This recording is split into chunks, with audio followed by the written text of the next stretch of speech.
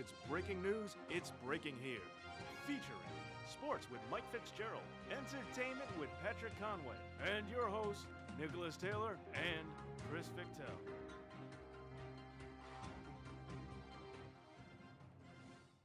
Good afternoon and welcome to CSB News. I'm Nicholas Taylor. And I'm Chris Fichtel.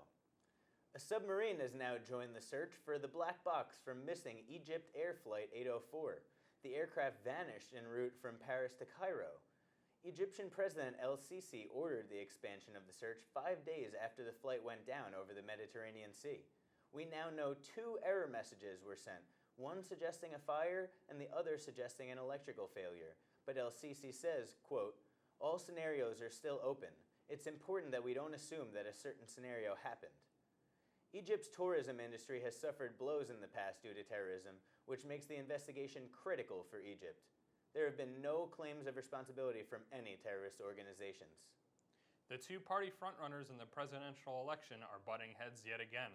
After Democratic primary leader Hillary Clinton told CNN that Donald Trump is, quote, "not qualified to be president," Trump responded almost immediately. The Republican frontrunner said in a statement that she is too unfit to run the country, citing her opposition to his ban on Muslim refugees entering the United States.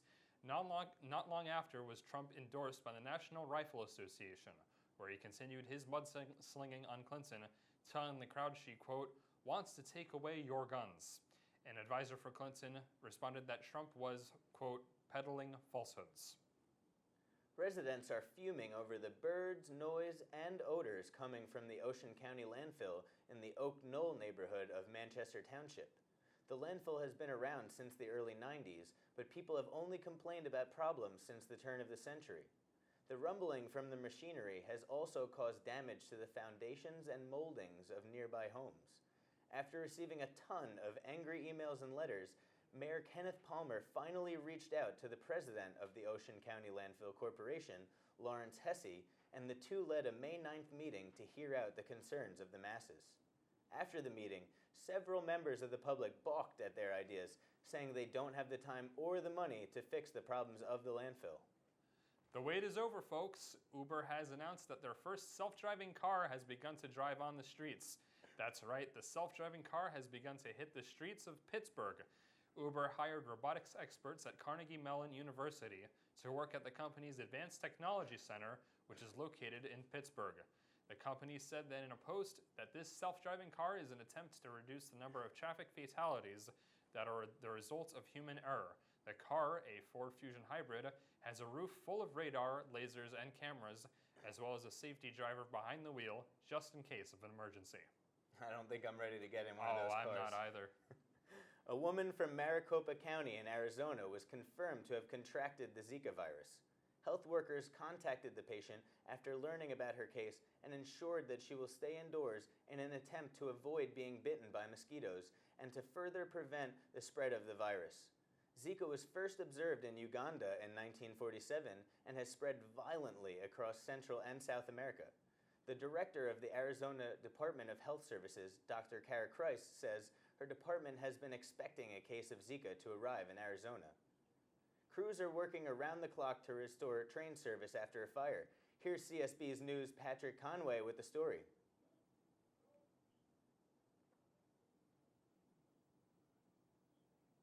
Metro North workers worked overnight due to a fire that started Tuesday evening.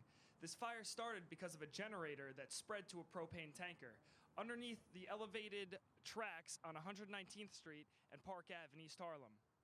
Currently, right now, 2 of the 4 tracks are operational over this stretch of track. The fire was so hot that it blew out bolts out of the steel beams. Trains running over this stretch of track can only operate 30 miles per hour. Again, this fire happened Tuesday night, and nearly 100 Metro North workers worked overnight tediously to get the trains back up the schedule. Back to you guys.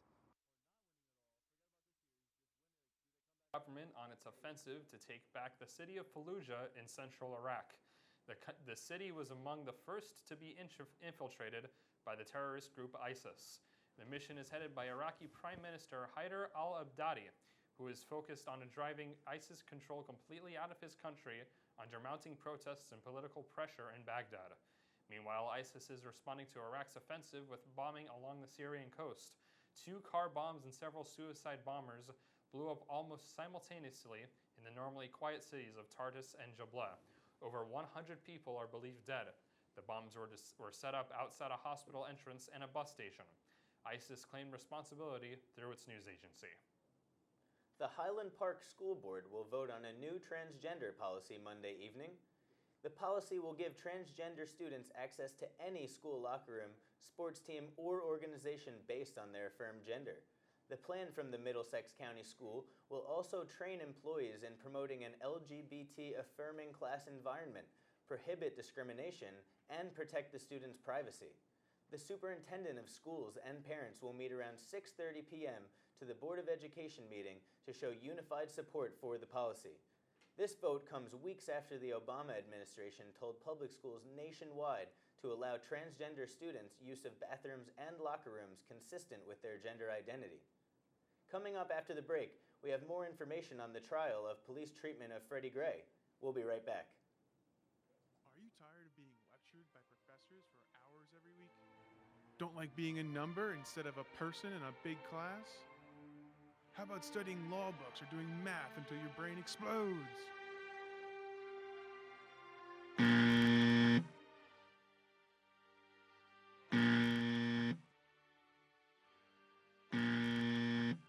Nope, me neither.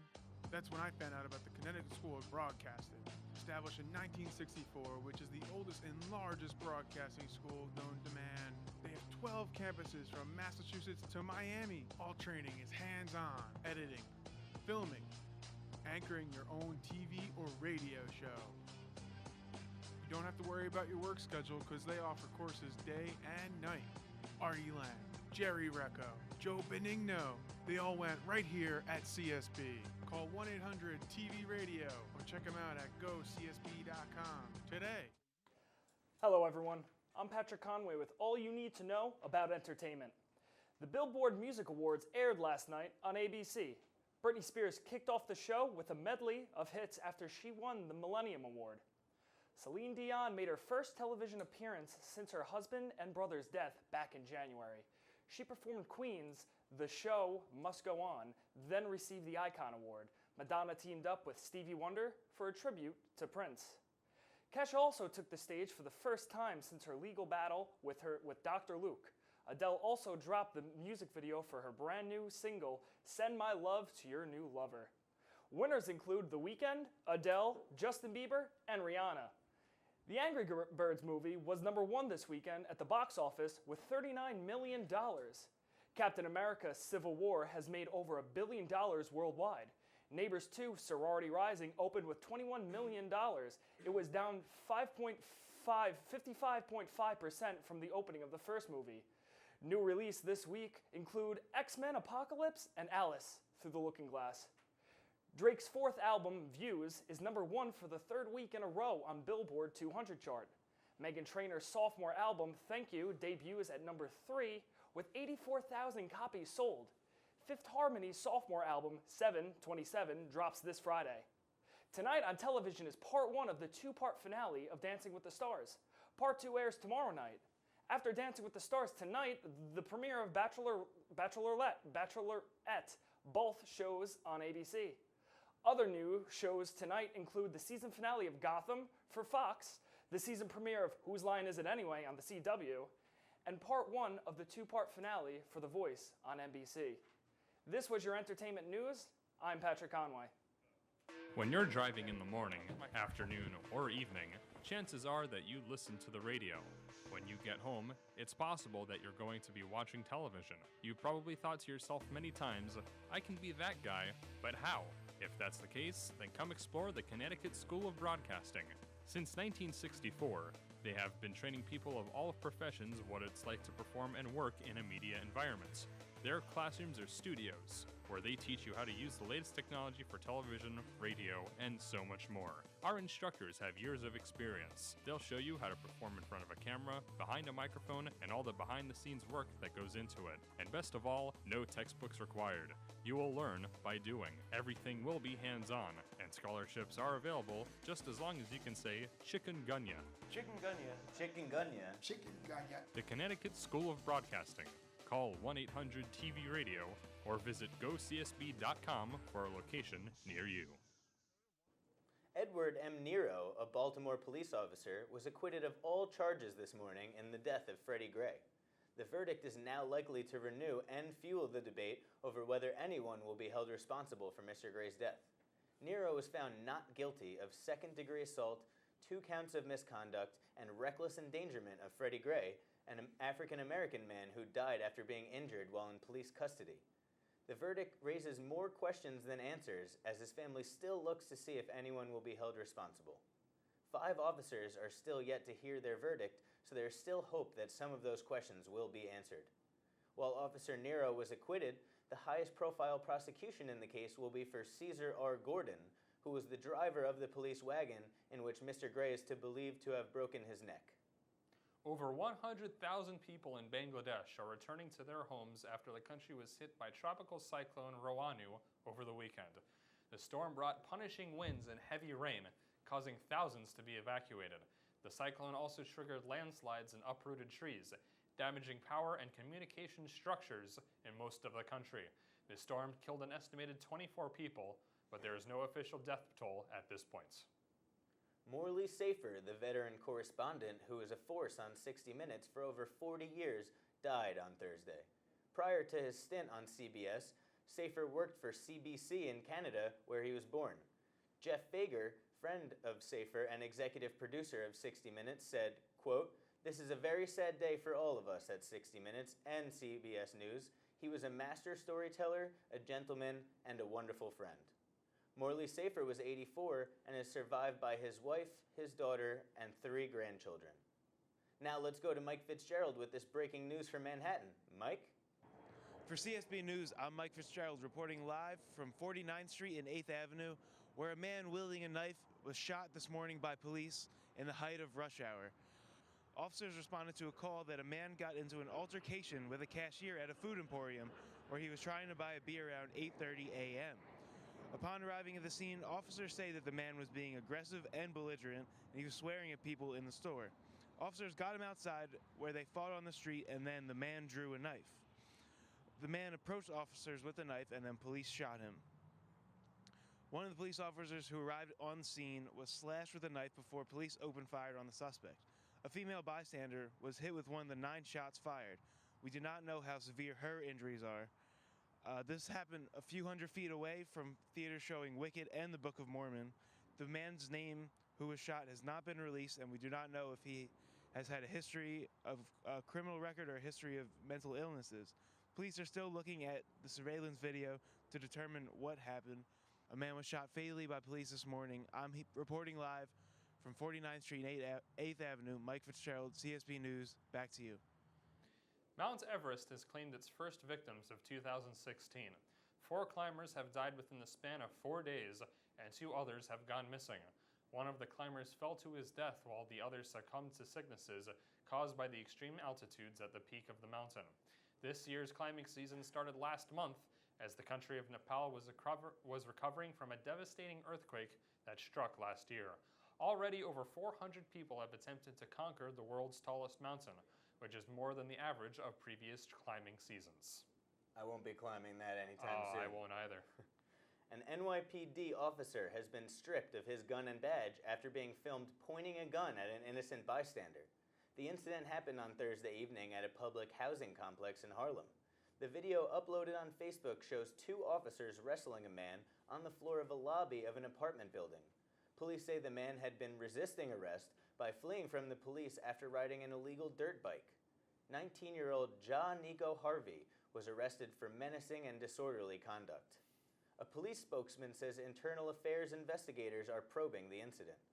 Witnesses to the arrest say officers were using excessive force on Harvey. Here's Sly Turner reporting on a horrific incident on the Garden State Parkway. What's up, Sly? For CSB Action News. I am in Cranford, New Jersey, where official tells us a young lady was killed after her car ran off the Garden State Highway for an unknown reason. She was only 25 years old. The 25-year-old ran into a tree after apparently losing control of her vehicle. She was rushed to the hospital and was declared dead on arrival. This is a tragedy, to say the least, and police are still investigating the incident. There is no further news on the investigation, but there is an ongoing investigation on this situation. Once again, a 25-year-old young lady was killed in a horrific accident on the Garden State Parkway. This took place Sunday morning, and once again, the police are investigating. There is an ongoing investigation. This is Sly Turner for CSB Action News. If you're looking to ride in a horse-drawn carriage in New York soon, well, expect to pay more. The City Department of Consumer Affairs approved a hike that raises a 20-minute horse cab ride to $54.08. If an extra 10 minutes is added, it will cost $21.63. A spokesman for Mayor Bill de Blasio said the fare hike was, quote, a byproduct of a city council bill and is still committed to ending the city horse carriage industry. The rate hike is the city's first since 2010. Coming up, we'll tell you which company will be possibly buying out Monsanto after this. Are you lost? Tired of your job? Don't know what you want to do? Do you like sports? Yes. Do you like music? Yeah. Do you like talking about them? Yeah. Come on in to the Connecticut School of Broadcasting, where you can make your lifelong dreams of working on TV or radio come true. CSB provides incredible hands-on training with teachers who have experience in the business. The facility has a computer lab, 3 radio studios, and a television studio, whether you want to be on camera or behind the scenes. Connecticut School of Broadcasting, the place to be for wherever you want to be. Check us out at 1-800-TV-RADIO or go csb.com. Good afternoon, sports fans. I'm Mike Fitzgerald with your sports update. We had a pair of Game 3s in the NBA playoffs this season. Saturday night, the Toronto Raptors looked to take Game 3 at home in the Eastern Conference Finals against the heavily favored Cavaliers. Early in the first, Kyrie Irving dumps it into Tristan Thompson at the foul line, who finds LeBron for the slam. Later in the first, Kyle Lowry takes the ball strong to the hole and finishes with his right hand. In the second, Kyrie takes the ball off the screen from Shumpert and nothing but net from the right wing. For Toronto, Damari Carroll out to Patterson and finds Corey Joseph at the top of the key for 3. End of the first half, time taking down LeBron with the late 3 to cut the Raptors' lead to 13 going into the half. In the fourth, Lowry finds Bismack Biondo for the nifty alley-oop. The Raptors find a way to pull out the victory to cut the Cavaliers' lead in the series 2-1. In the West, the Thunder try to find a way to take a 2-1 series lead on their home floor against the juggernaut that is the Golden State Warriors on Sunday night. In the first, Curry drains a 3 from the top of the key. The MVP was surprisingly quiet in this game. Ensuing possession, Durant dribbles off the screen and pulls up from the foul line. He was fouled on the play and finished the night with 33 points. In the second, Westbrook inbounds to Durant, who finds Westbrook for the give and go. He slams it. Westbrook finished the game 2 rebounds shy of a triple-double. Later in the second, Westbrook on the fast break finds Durant for the slam, and the Thunder never looked back. They secure the victory while tying their franchise playoff record for points with 133. The tiring saga of Deflategate continues today as Tom Brady is expected to appeal his 4-game suspension to the Second U.S. Circuit Court of Appeals for a second time.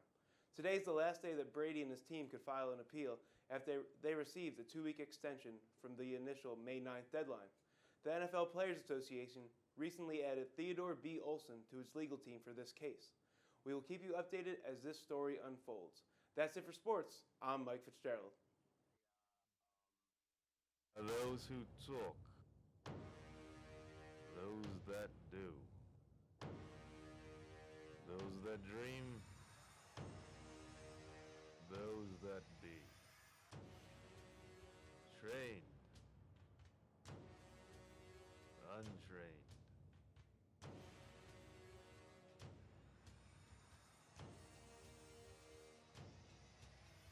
But there are no excuses.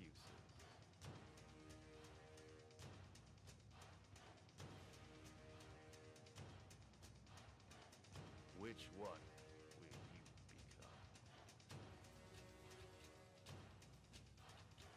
Which one will you be? 4, 3. Which one are you? A man in Los Angeles is under arrest after being accused of setting 2 homeless people on fire. Police say 54-year-old Philip Darrell Cole walked into a homeless camp early in the morning on May 19th and poured a volatile liquid onto the 2 victims. Both men were seriously injured as a result. No motive has been established. The suspect Cole was arrested the day after, and his bail is set at $1.27 million. 41 years after the end of the Vietnam War, the American arms embargo on Vietnam was finally lifted Monday. President Obama was in Hanoi with 84-year-old Vietnamese President Tran Dai Quang in order to finalize the terms of the deal. The United States partially lifted the embargo in 2014, but this was the final step in the process. The change in policy will indeed help Vietnam by giving them, quote, access to the equipment it needs to defend itself. This is the first of many steps the 2 nations plan to take to ease the relations that have been in decline since the Vietnam War. They are also discussing the Trans-Pacific Partnership, which is a proposed 12-nation trade deal. New Jersey Governor Chris Christie will decide today if he will intervene on reforming the Port Authority of New York and New Jersey. If signed into law, the Port Authority Transparency and Accountability Act will expose more of the agency's activities to state residents and will be fully monitored by the state governments. Governor Christie will sign, veto, or modify the bill. If he does not act at all, the bill will become law. And that's your CSB News. I'm Nicholas Taylor. And I'm Chris Fichtel. Thanks for watching.